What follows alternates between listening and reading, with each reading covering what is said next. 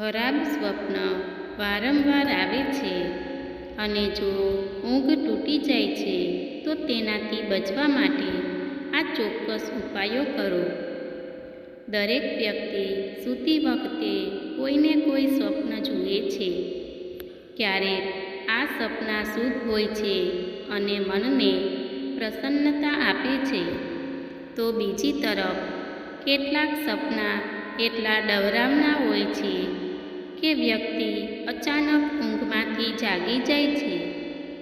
સપના ખરાબ હોય કે સારા, એવું માનવામાં આવે છે કે તે ભવિષ્યમાં થનારી વસ્તુઓ વિશે પૂર્વ સંકેત આપે છે.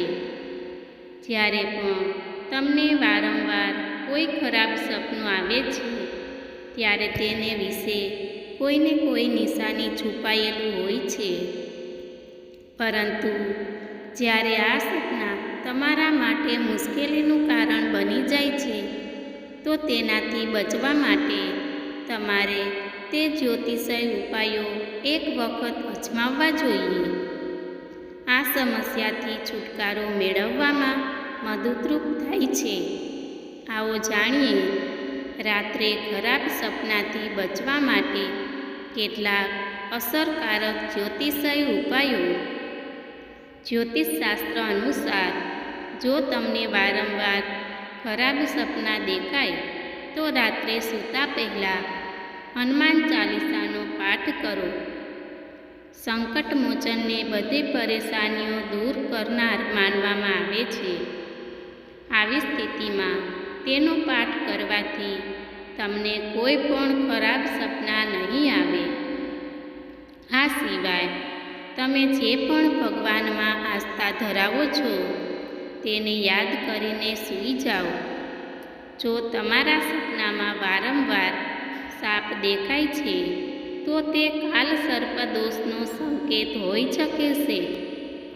આવા સપનાથી બચવા માટે ભોલેનાથની પૂજા કરો. ખાસ કરીને સોમવારે શિવલિંગ પર જળ, દૂધ અને ફળ ચડાવો. આ સિવાય આવા સપનાથી બચવા માટે સૂર્ય પૂજા પણ અસરકારક માનવામાં આવે છે. સૂતી વખતે યોગ્ય દિશાનું પણ ધ્યાન રાખવું જોઈએ. જો તમને વારંવાર ખરાબ સપના આવે છે તો તમારી ઊંઘની દિશા બદલો. જ્યોતિષશાસ્ત્ર અનુસાર ખરાબ સપનાથી બચવા માટે કોશિશ કરો કે ઉત્તર અને પશ્ચિમ તરફ માથું રાખીને ન સૂવું. બીજી તરફ દક્ષિણ અને પૂર્વ તરફ માથું રાખીને સૂવું શુભ માનવામાં આવે છે અને ખરાબ સપના પણ તમને પરેશાન કરતા નથી. જો તમે દુઃખ સ્વપ્નોથી છુટકારો મેળવવા માંગો છો તો પ્રયાસ કરો કે તમારા બેડરૂમમાંથી શૂઝ અને ચંપલ ન રાખો. એવું માનવામાં આવે છે કે તેનાથી નકારાત્મકતા ફેલાય છે અને તમે માનસિક રીતે પણ પરેશાન થવા લાગે છે. શા માટે ખરાબ સપના આવે છે? ઘણા લોકો સાથે એવું બને છે કે તેમને એક જ પ્રકારના સપના વારંવાર આવે છે, જેના કારણે તેમની ઊંઘ પણ તૂટી જાય છે અને મનમાં ડર પણ રહે છે કે કોઈ અશુભ ઘટના બની શકે છે. તે સપનામાં કોઈ ચોક્કસ વ્યક્તિ, સ્થળ કે ઘટનાને જોતો રહે છે. એવું માનવામાં આવે છે કે જો તમે આવા સપના વારંવાર જુઓ છો તો તે નિષ્ફળતા અથવા આત્મવિશ્વાસનો અભાવ દર્શાવે છે. ખરાબ સપનાનો અર્થ શું થાય છે? જો સપનામાં વારંવાર સાપ દેખાય તો તે કોઈ અશુભ ઘટનાનો સંકેત માનવામાં આવે છે.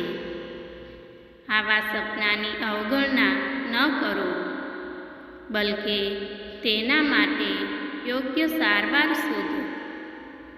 જો તમારા સપનામાં કોઈ જીવંત વ્યક્તિ પણ દેખાય તો તમારે ગભરાવાની જરૂર નથી. એવું માનવામાં આવે છે કે આવું કરવાથી વ્યક્તિની ઉંમર વધે છે.